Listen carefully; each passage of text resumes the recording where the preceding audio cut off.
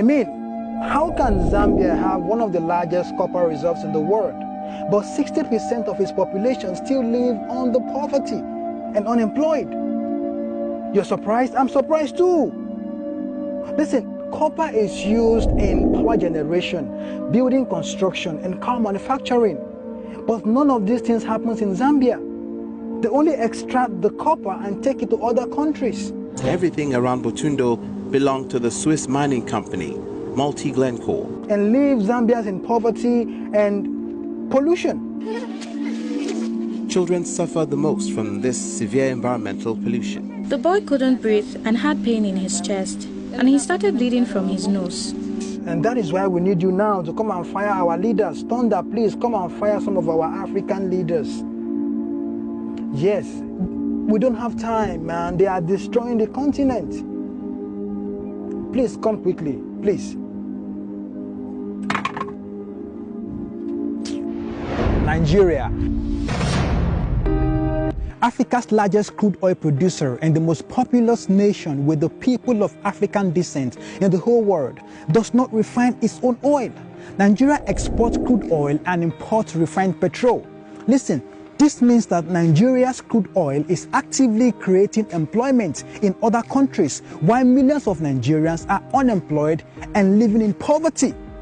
It was Nelson Mandela who said that until Nigeria gets its act right, the African continent will continue to suffer.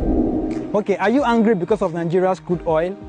Let me blow your mind. I know many of you like chocolate, but do you know that there are chances that the chocolate you had today came from the cocoa bean in West Africa? Because 70% of the world's cocoa bean comes from the African countries of Ivory Coast, Ghana, Nigeria, and Cameroon. But surprisingly, none of these countries is a top producer of chocolate. But every day we spend billions of dollars to import chocolate. It's the same thing. The way Nigeria's crude oil is being exported is the way we export our cocoa to import refined goods. As these resources keep going out to power other economies, this is how unemployment and poverty keeps growing. The origin of this cashew is illegal alarm. Now they are taking it to different countries now.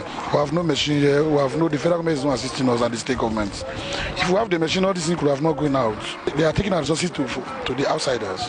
So we are losing, we are not making, and it's them that are making.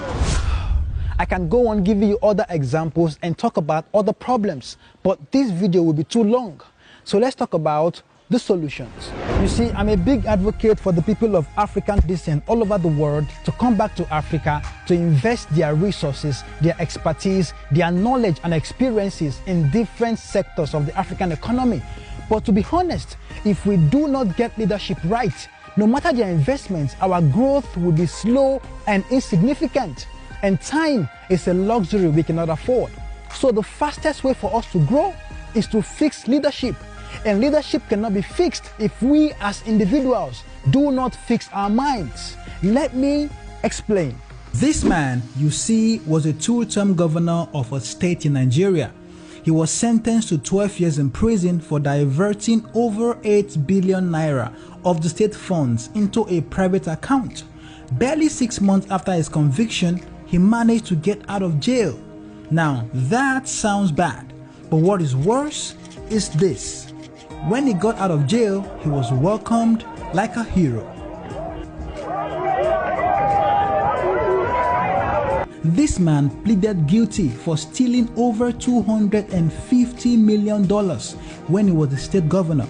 He was sentenced to 13 years in prison and he served only 4 years. When he returned, he was also welcomed like a hero.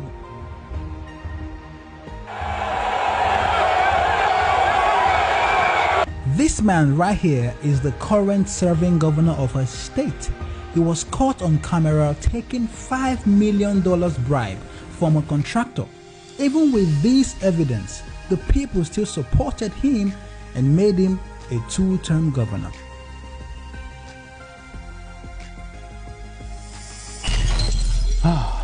Now you can see that it's impossible to get quality leadership if we don't build a society of quality individuals. The king is nothing without the kingmaker. And in this case, we are the kingmakers. We the people give them the power they possess. Until we build our minds to look beyond religious and tribal sentiments, we will continue to have leaders who will steal public funds and open the gates to foreigners to take our resources while we continue to struggle. Our biggest problem is ignorance, so that is why you have to share this video, because the more enlightened Africans are, the better our chances of building a better Africa.